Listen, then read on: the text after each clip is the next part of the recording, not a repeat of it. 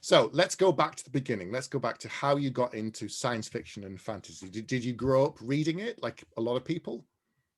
I did. I mean, my first love was actually superhero comics. I had my friend who was my next door neighbor had two older brothers who were into Fantastic Four and things like that. And we used to Hmm. steal their comics. And I couldn't really read, but it all just looked amazing. And that sort of drove me to read. And then I did the whole Secret Seven, Famous Five Yeah. type stuff as you do. And then Star Wars came along and blew my mind.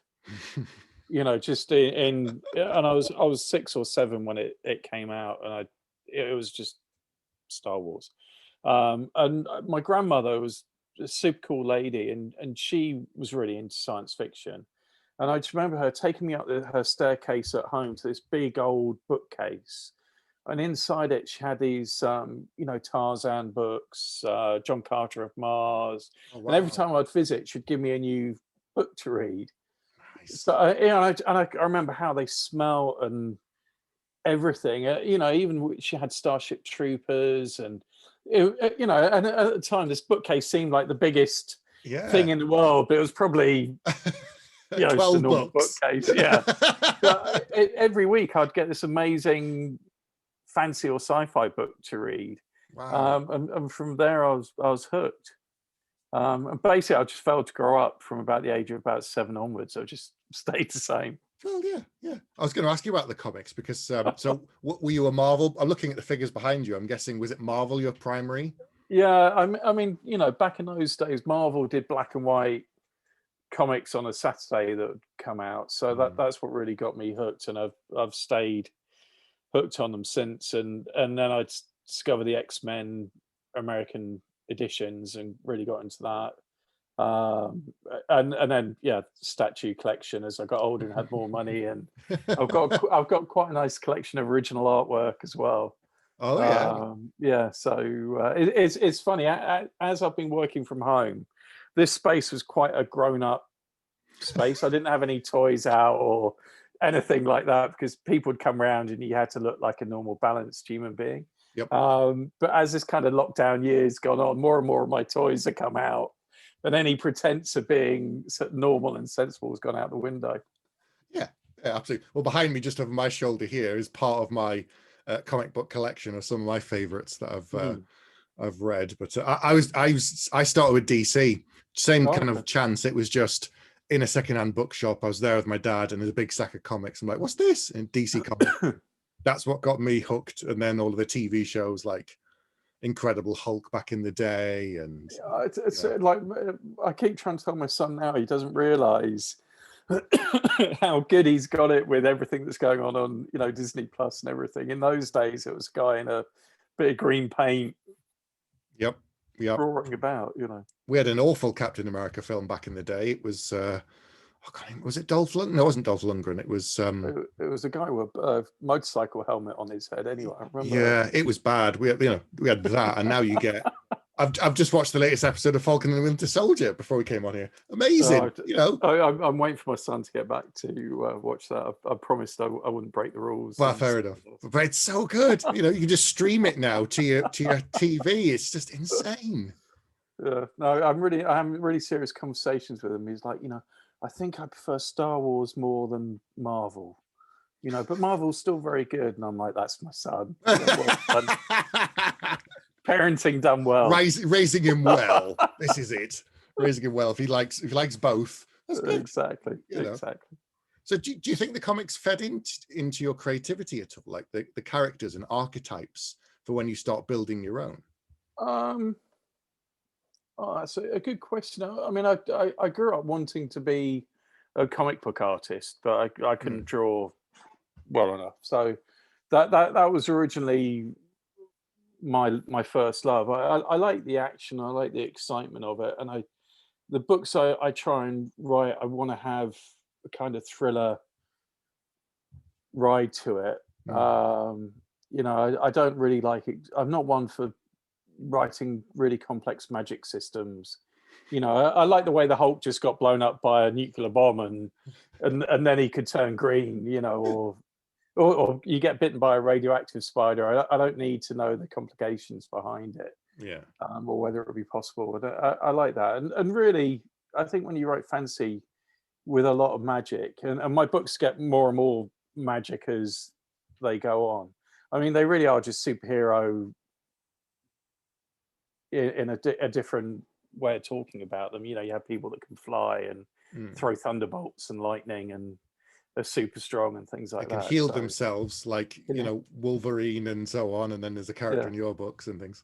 But there's lots of grey characters, I think, in the Marvel universe. You go back to the comics, you have like people always say Magneto's evil, and you think about it, and he's not really. He's a guy who's driven by his needs, and he's seen horrible things happen firsthand, and he doesn't want it to happen to his people again. And the Punisher, you know, is an anti-hero. There again, it's not just black and white. It's not as simple as they make it out to be. Yeah, and I think that's, you know, it's the old saying, every villain is the hero of their own life, you know, and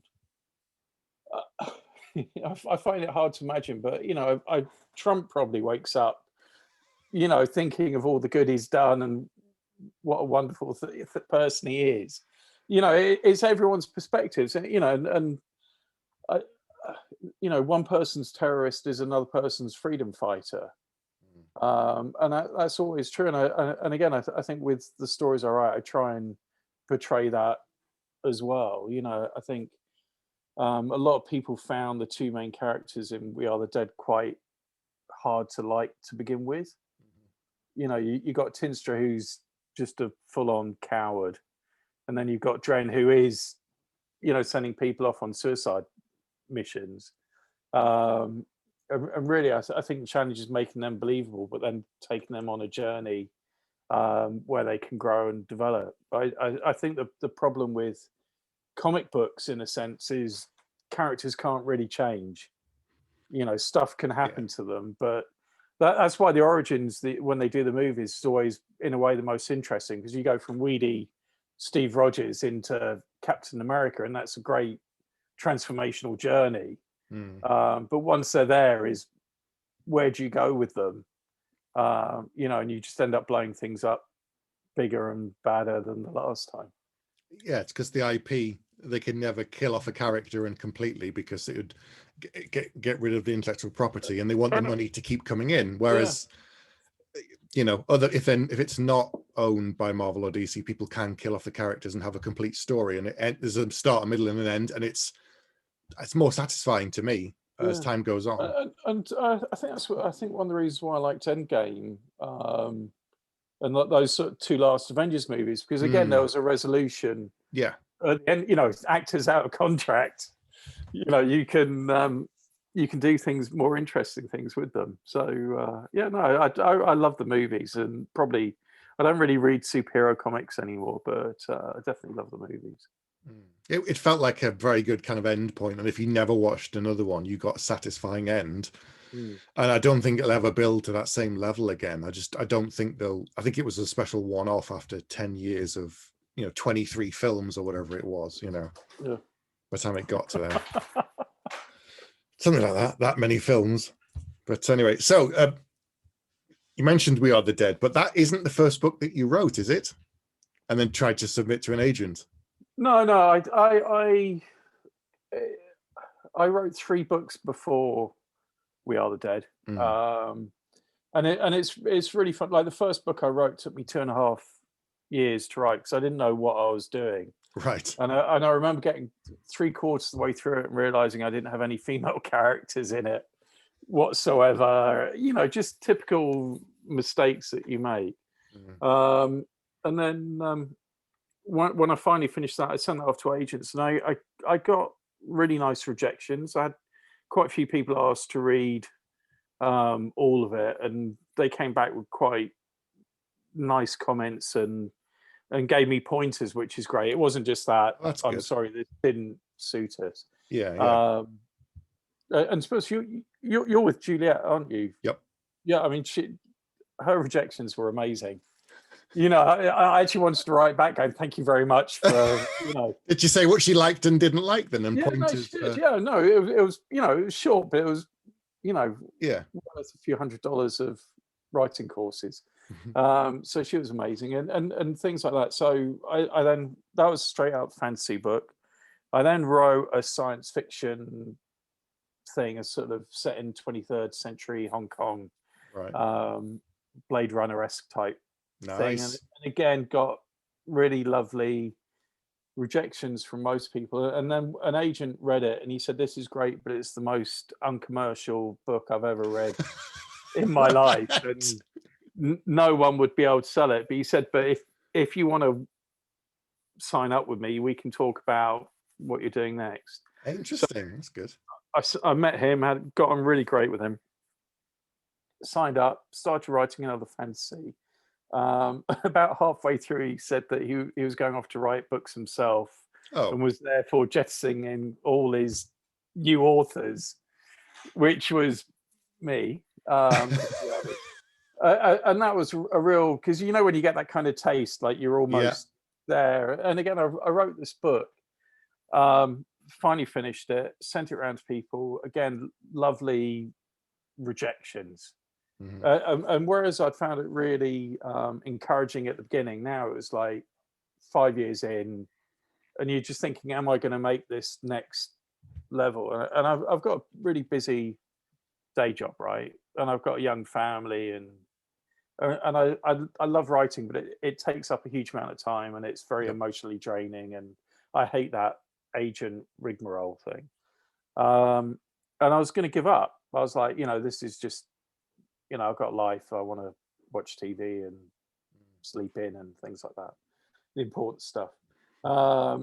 Anyway, I saw an interview advertised with Joe Abercrombie, and I'm a big Joe Abercrombie fan. And it was a podcast called The Bestseller Experiment. And at this point, I'd never listened to a podcast.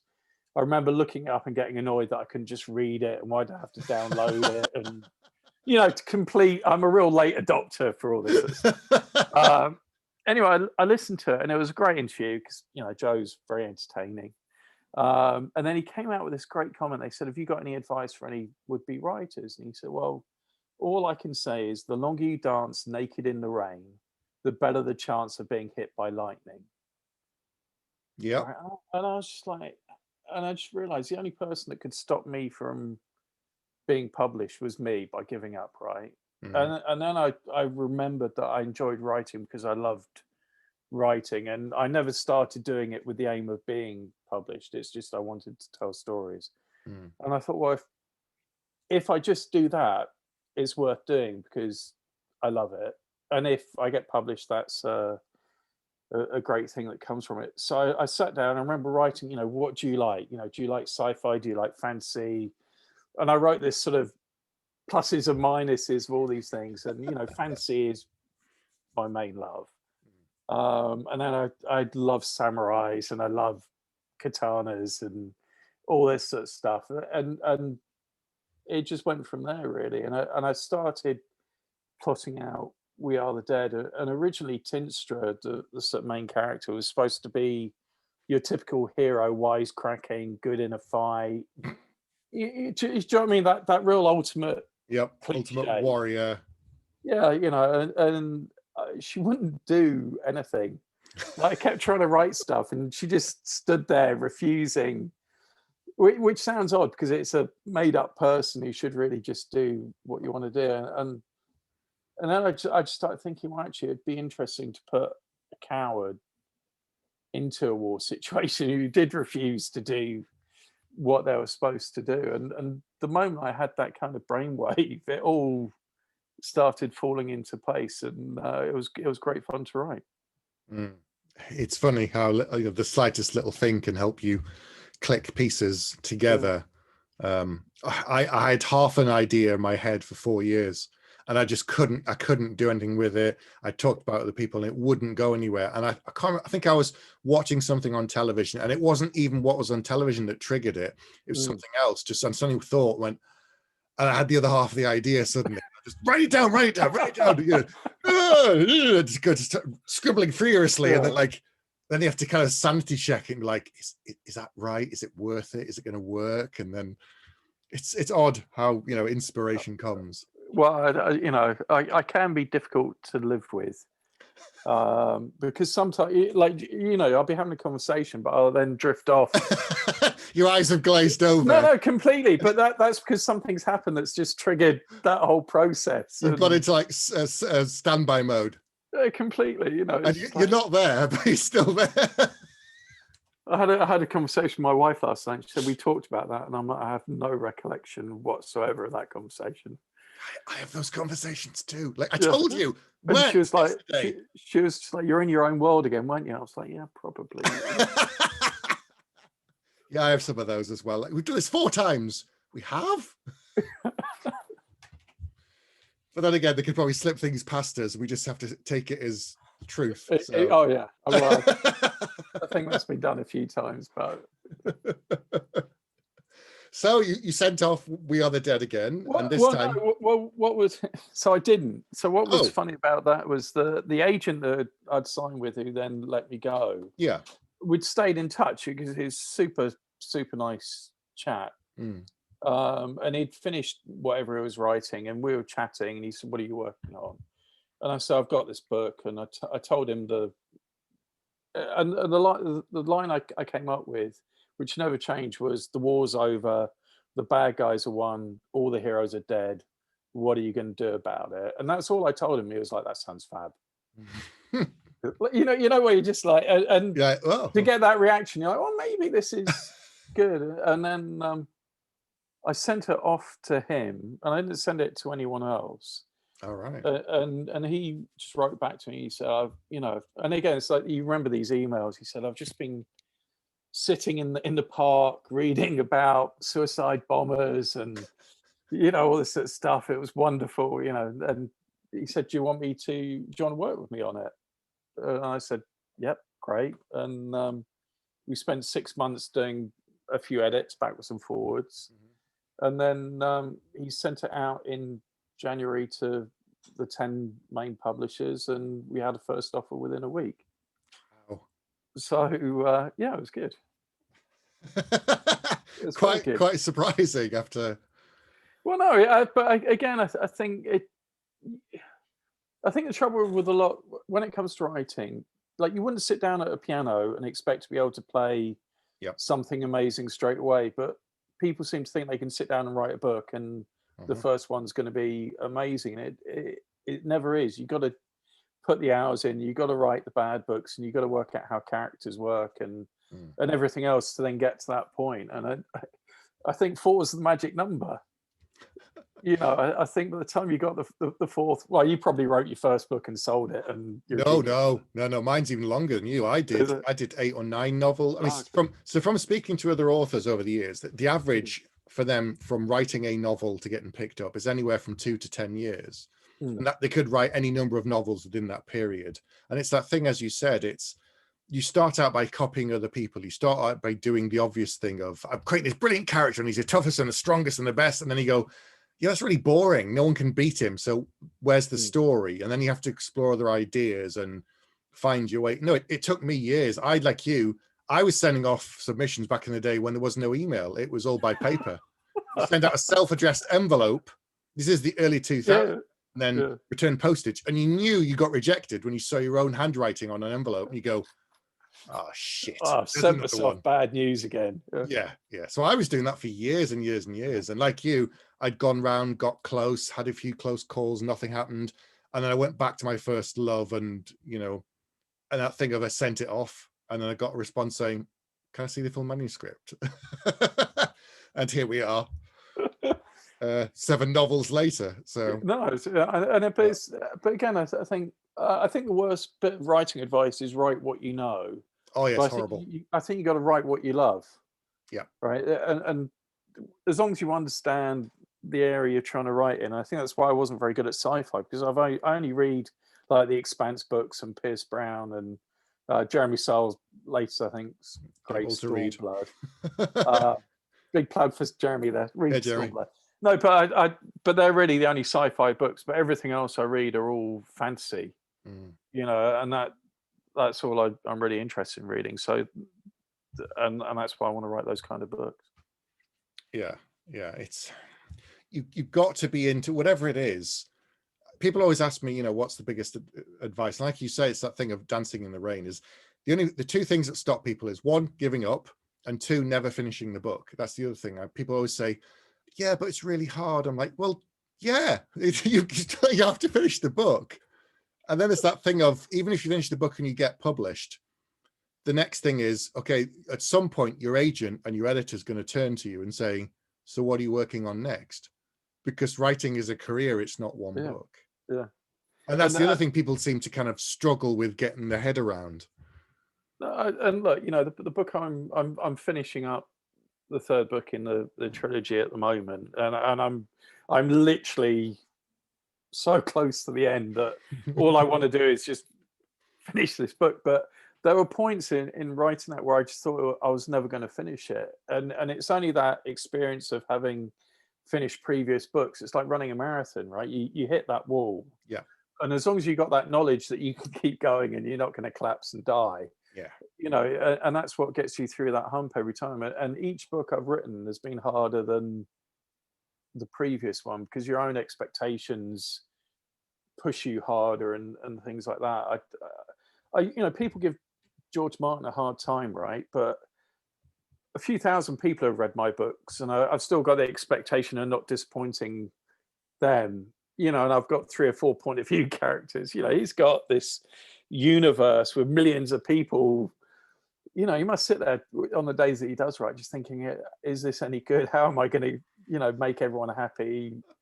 He talks about the monkey on the back, and I can believe it. It's a tough battle you have to get through each time. Yeah, it doesn't get any easier. And if it does, I'd worry.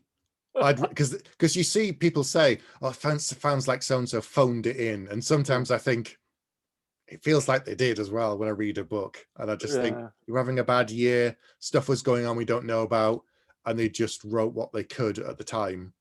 Yeah, and I understand that. I mean, what I don't want to be, I always call it like the Tarantino thing, where you think you're just a genius and everything you write is brilliant and you can't be edited into something coherent. I wish someone had edited him, to be honest. No, but that's the thing, right? If someone had, there'd be amazing films, but they're just self-indulgent. Yeah. Whatever. I can't think of a polite word to describe. Drivel. Drivel, yes, that's the word. Some people love his films. I liked some of them, and then, like you, I got more and more bored as they went on, and I haven't enjoyed the last 5 or 6. I think I just same. Yeah. Anyway, let's talk more about your book. So the characters more about me. It's all about you tonight. Yeah. The characters, though, are very interesting because, as you said, there's no more heroes. They're just common people rising up. And it's not a spoiler to say, because it's kind of on the back of the book, that the world has been conquered and these normal everyday people have to rise up. So how did you go about picking the different points of views? Because they're all you've got Dren, who's like a street rat, and they're all a bit different. So how did you go about building them?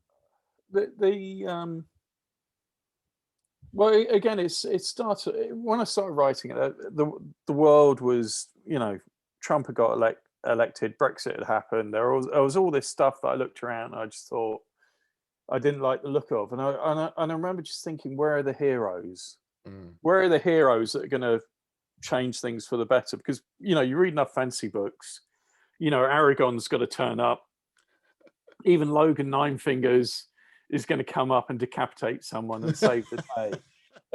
And that kind of got me start thinking about, it's ordinary. When these things happen in the real world, it's ordinary people that have to step up against their will. It's not a choice they would normally make, but they're the ones that bear the brunt and make the difference.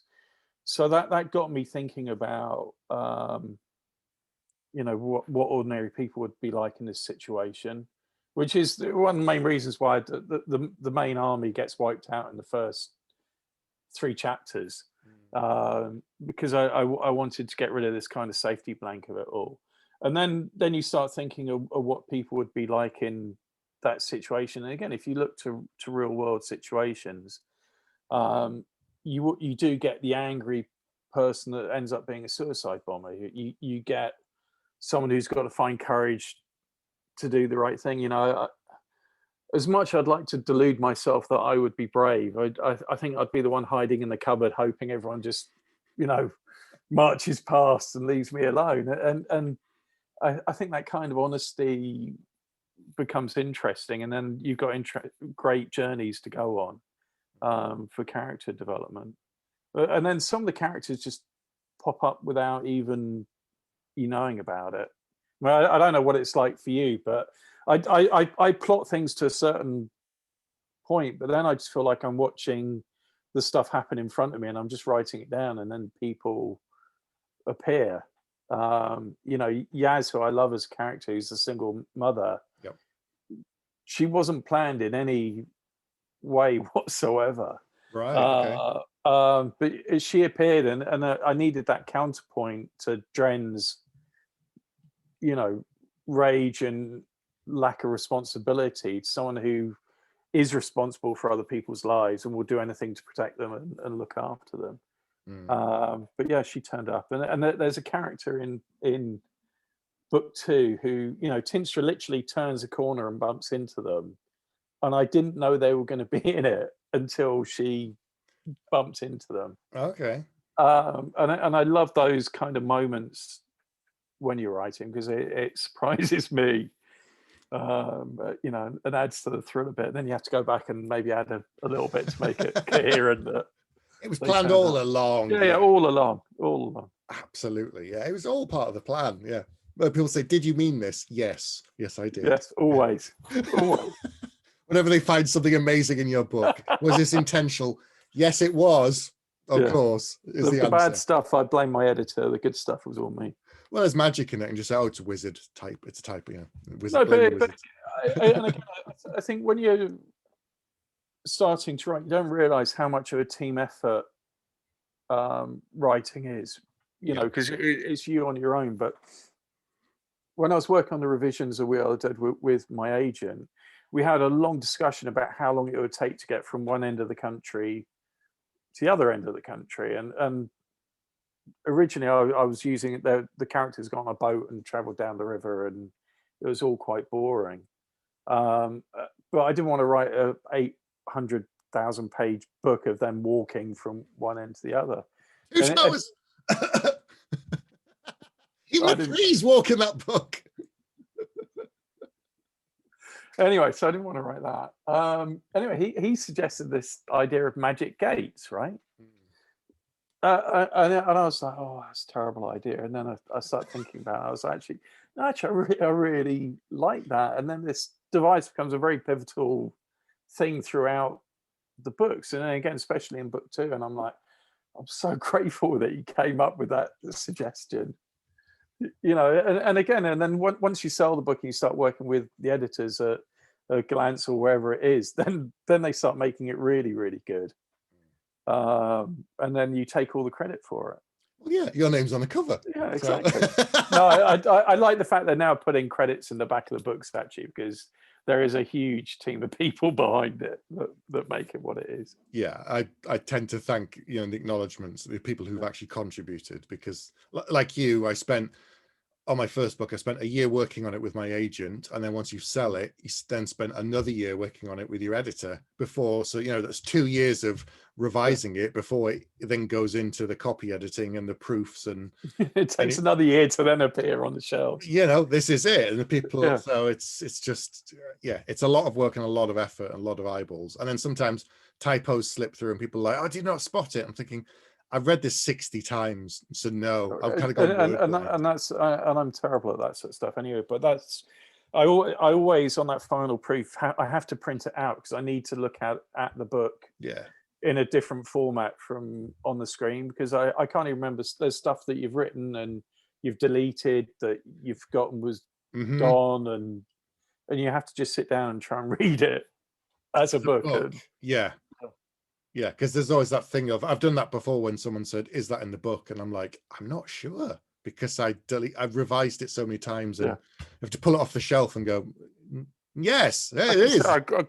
Constantly. Yeah, I was having a chat with Pete McLean the other day, and he was talking about having a series Bible, and he's very disciplined in when he makes up a character or something happens, he writes it down in this Bible or what's going on. I'm like, I Mm. have to do that. You know, it's and Justin Call, who wrote Master of Sorrows, fantastic book, but he spent 10 years planning his world. Wow. Right. Whereas I'm much more like, if I won't name what the money is until someone has to get a coin out and pay for something, and then I'll work it out. So there needs to be that kind of balance, but I could never do the 10-year thing. But No, it's too much. you know, I need to have something that stops me keep going back every 2 minutes. And what were they called, and what eye did they lose in the first battle, and things like that.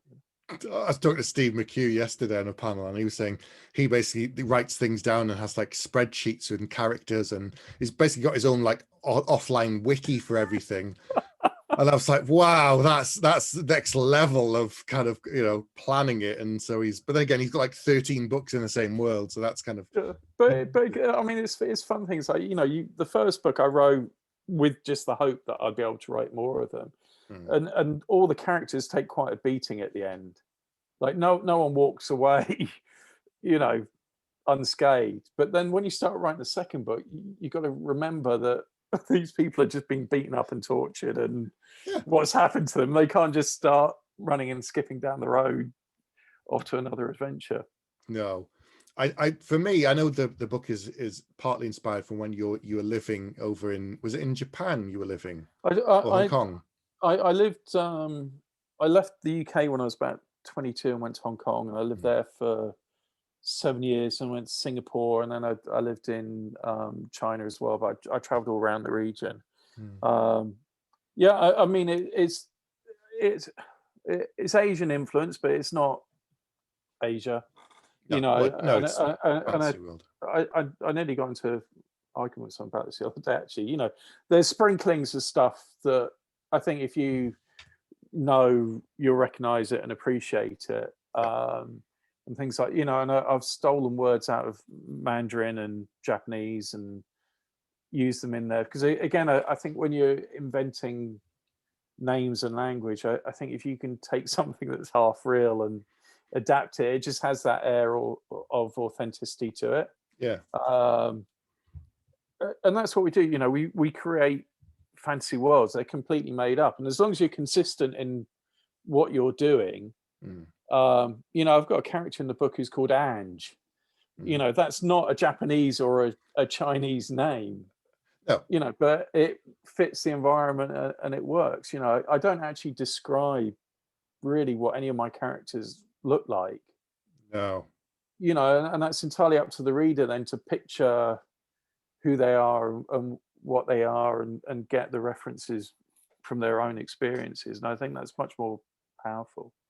Yeah, because you have to sometimes remind that, and I've done that too, with people saying this isn't our world. You know, one, there's magic, two, there's weird monsters and things, and the fact that they think it is our world, I'm like, you realize this is in the fantasy section of a bookshop. Remember the magic and the swords and the exactly. Yeah, you're like, well, that flying man that just went past, you don't see that normally. Not really, you know. No. Another kind of thing that I realized, even though sort of with the setting, I think there was quite a few parallels for me between this and part of World War II, particularly like occupied France and the French resistance. I completely stole all of that. But no, but again, I think once I got into this idea of it's a conquered world. Yeah. Again, I think for authenticity, you need to kind of look at similar situations in your own world and what went on, how people behaved.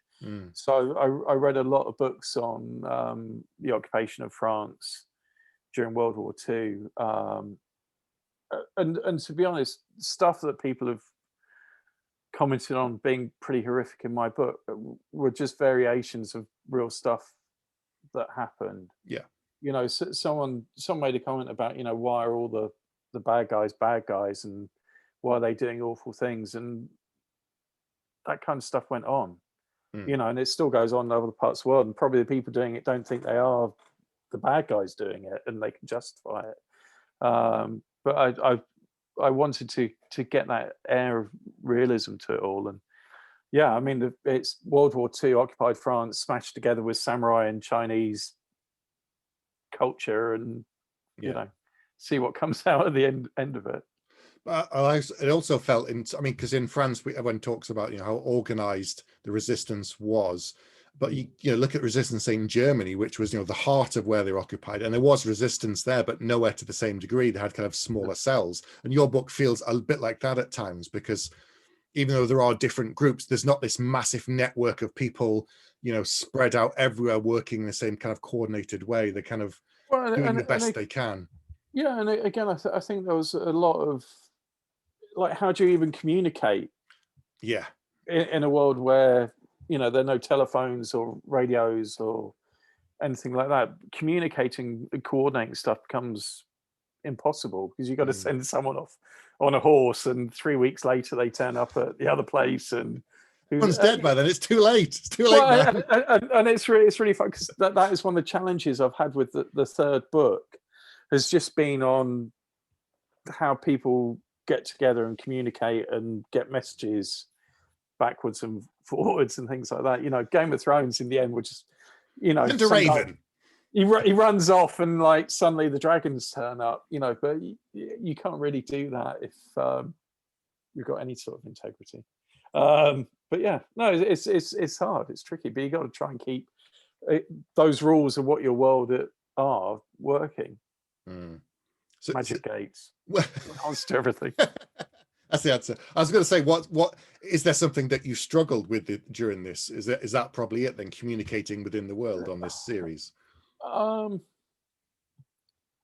Each one, it's really funny, because the first book I wrote in 6 months, so I was very lucky to be mainly unemployed during that period, so I had a lot of time to focus on it. But I work full time, so writing becomes a bit more limited. But the challenge is always the second book. I just had this pressure of I'd sold this book that people liked, and what if I'm a fraud, and that's the only good book I've got in me to write. And when I finished it, I sent it off to my editor, who's this amazing guy, Brendan, fantastic guy. And I just sat there just thinking, he's going to call me up and go, "What have you done? This isn't, we need to this talk. Rubbish. What's this?" And he wrote back, goes, "I really love this." And I'm like, "No, tell me. Be honest. Be honest." Tell me about that. And he had some comments which were great comments, but I was like, I rang my agent. I'm like, "Does he really like it?" And I think with this one, it's the same. I think if book one was the occupation of France, this is very much D-Day and the fight back, and you got to be careful that it just doesn't end up being lots of swords and explosions and things like that, because that gets really boring to read and to write and things like that. But it's just, how do you pace it so it becomes exciting, and you still got the personal stuff going on amongst all this big stuff. And I'm lucky, because Tinstra is just an idiot who, if she can make a bad decision with her life, she'll make a bad decision. So and again, the consequences of what's gone on in the other books has to play through as well. You write yourself into a corner and then just try and work your way out of it. No, I'm like, she will literally just, like, and again, I think because she starts off at this place where she doesn't really believe in herself, I don't think that really changes. You get more experience and more confident, but there's still that insecurity that's inside you that you can squash and things like that. And I was looking at, it's like the cyclist Armstrong. Yep. Taking all the performance enhancing stuff to win. And you think, why do you do that? You were this amazing athlete. You could probably have done it without cheating. And Tinstra is a bit like that. She could probably do it all without cheating. But if she can cheat, she's going to cheat. And again, that has consequences. Yeah. If you start taking steroids, you're in trouble, boys and girls. Yeah, don't do drugs, kids. Yeah, don't do drugs. Bad. Drugs bad. But yeah. She's and again, it's really fun for Yaz, who was a throwaway character at the beginning. she's turned into one of my favorites, you know, and by the time you get to the third book, she's, you know, doing quite interesting stuff. So she's fun to write as well. What I also liked is with Dren, because he's quite a complicated character. He's this young kind of street rat, and terrible things happen to him, and he's doing awful things in the first book.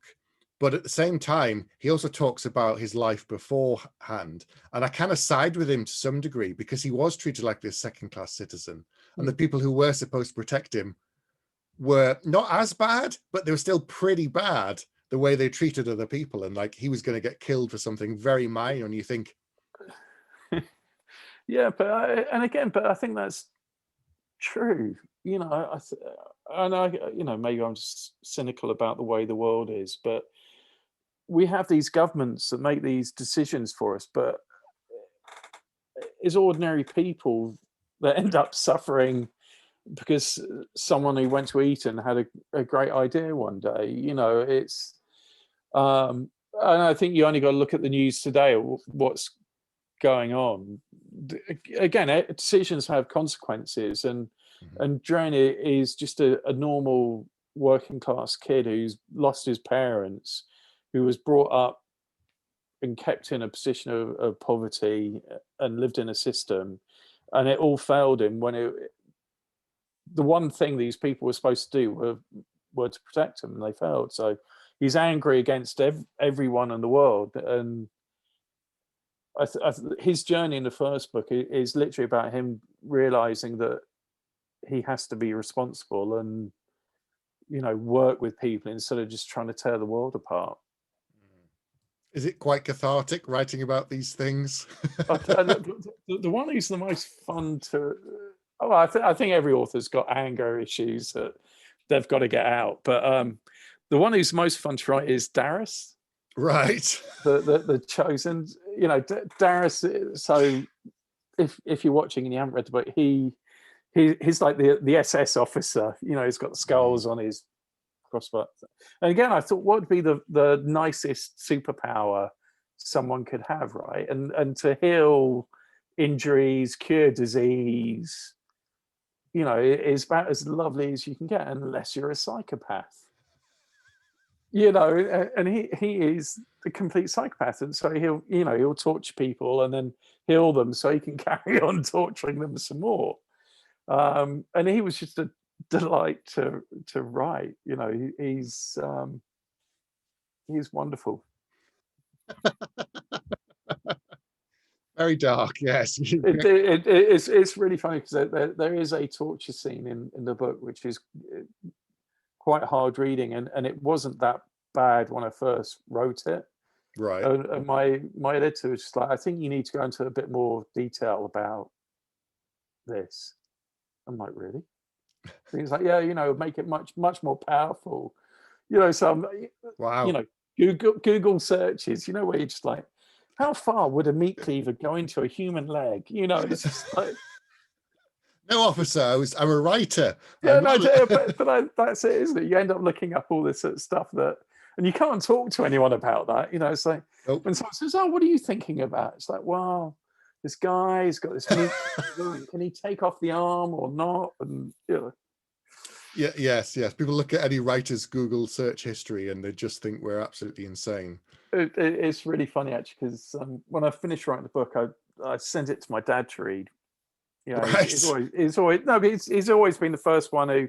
I don't have beta readers or anything like that, but you know, I send it to him to read it, and I just never forget. He got like 5 chapters in, and he rang me up, and he's like, "Are you okay?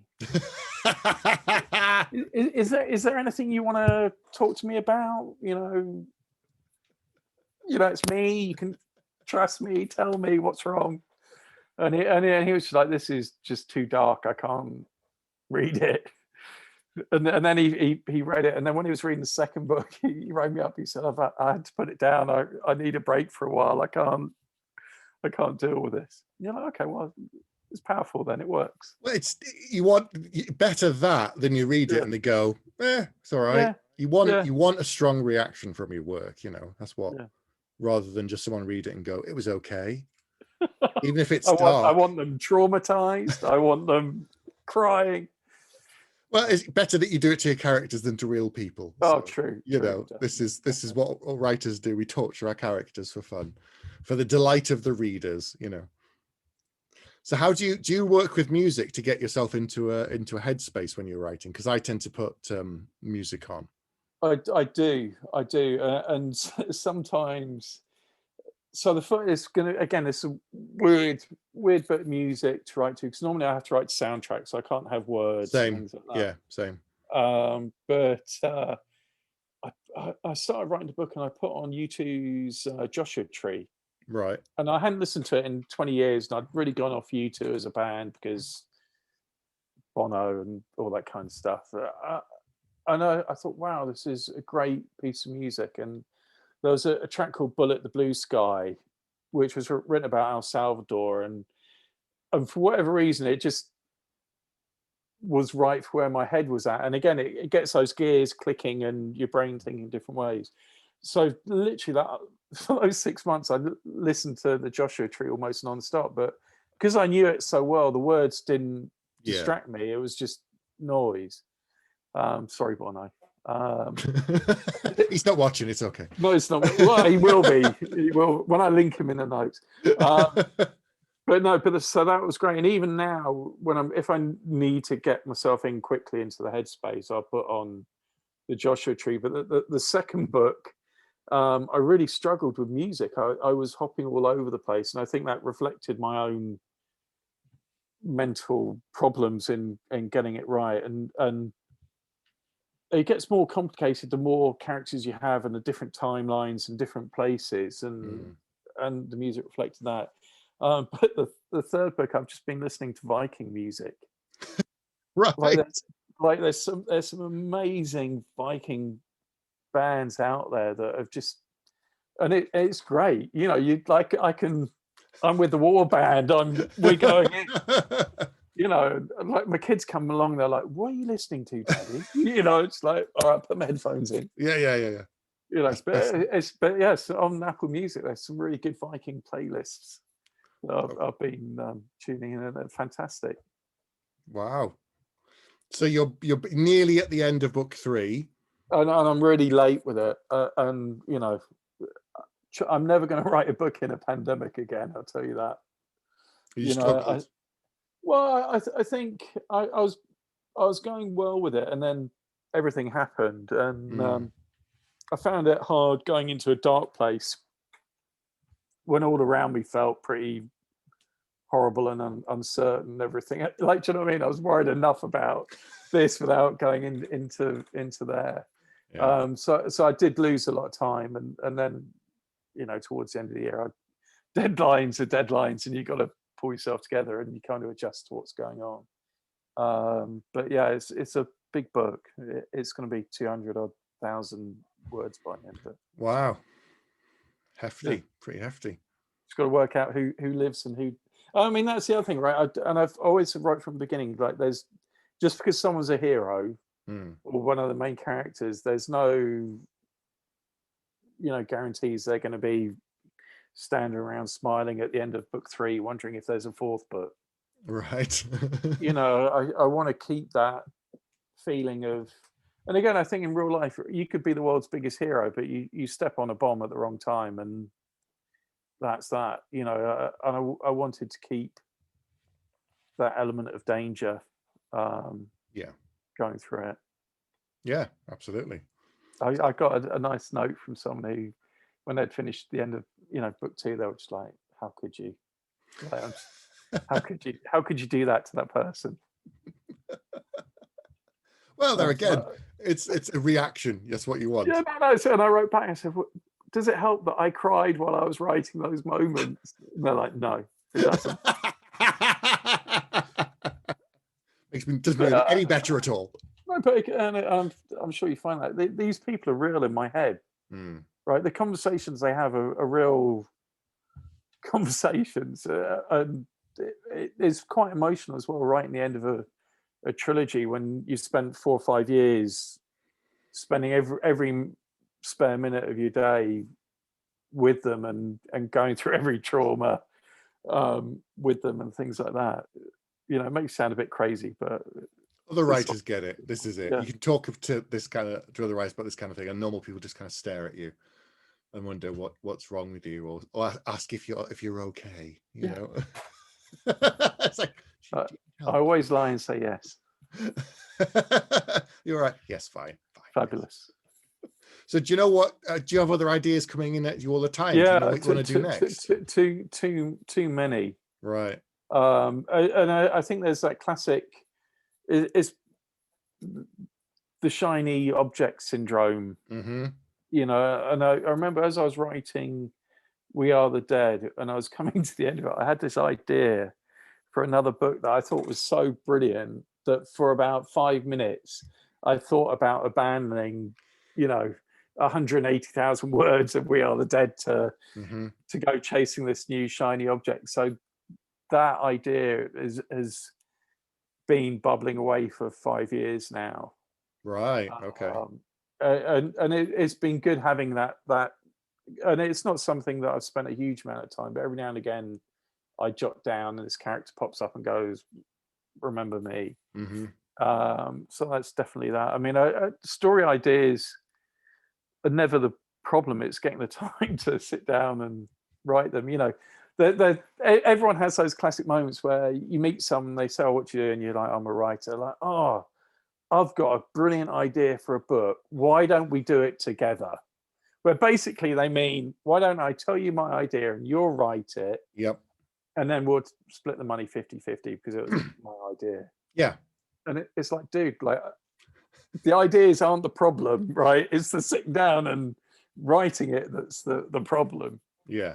Well, it's that thing of, I get that too, and ideas that come to me and I write them down. And if it's that thing, if once you finish the current thing and you go back to it and you look at the idea and it's still good and you've been carrying it around for years, then I know it's the right one to go forward with next. Whereas if I've got a bunch of them and I look at some of them and go, that sounds rubbish now, and you've changed from when you had the first idea to when you come back to it, and some of them sometimes I go, I don't like that one, don't like that one. Well, that one looks interesting, and then pick it up and play with it and see if it's, what was it like for you starting a completely new world after six books? Or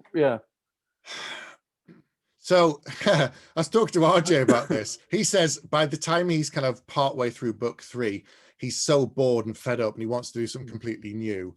And I did 3 and thought, oh, I'm quite enjoying it. And, maybe there's another one. And I got another trilogy in the same world. By the end of book 6, I was like, oh God, if I ever come back to this world, it'll take a while. And I'm one of those fans for years who'd go after Jim Butcher going, when's the next Dresden book? When's the next Dresden book? And he's got like 17 books out. And I was like, why is it taking him so long? Now I understand, because you could just be like, right, chapter 1, he's dead. That's it. I'm never doing another book again. There. Do you like it?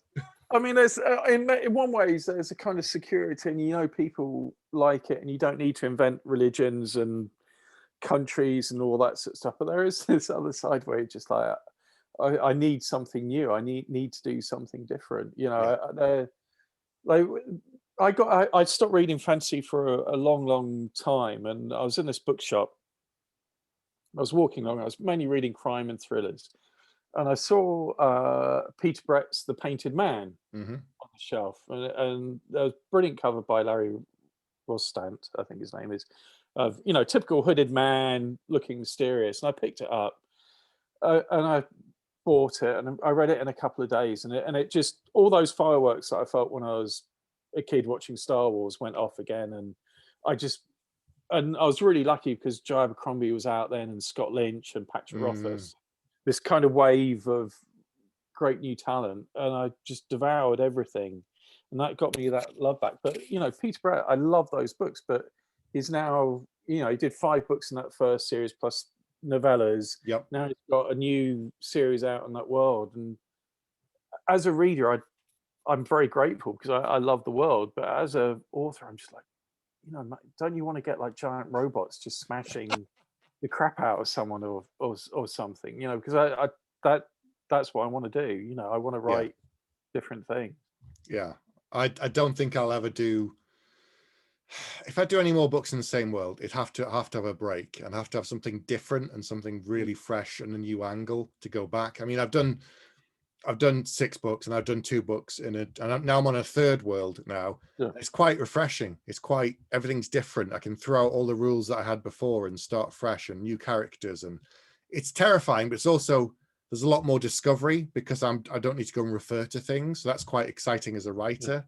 Yeah. I'm constantly thinking, oh, that'd be interesting to add, and you can, because it's not set up. You haven't got a bunch. You go, yeah, throw it in the pot. Why not? See what happens. And you're not doing that bit where you're going, why didn't I think of this idea like 5 years ago when I was writing book 1? Because it'd be really good to do that now. That's the. I mean, Joe did that. Joe McCormick did that thing where he wrote all 3 books, new series, one after another before he started working on the first to release it. So he could do that. He's probably got to the third one, went, oh, you know what? Book 1. There we go. Oh, planned it from the beginning. And it'll make everyone think it was really cohesive. And like the map at the front of my book, which I sketched out for the chap that was drawing it very quickly.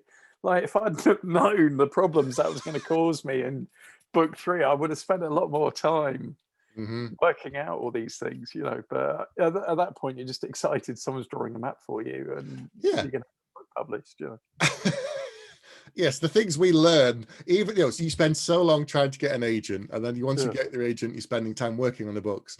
And I'm still learning all the time. Every time I work on a new book, you learn something. And I feel very blessed that I get to do this.